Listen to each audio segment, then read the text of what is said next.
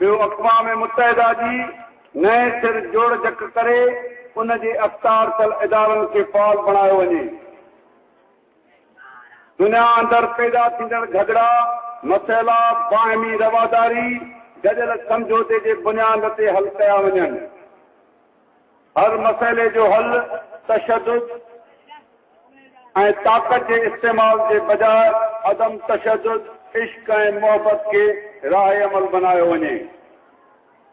सॼी दुनिया में सेक्युलर रवैयो सोच अख़्तियार कंदे कंहिं ते बि पंहिंजो मज़हब या नज़रियो मरण खां पासो कयो वञे।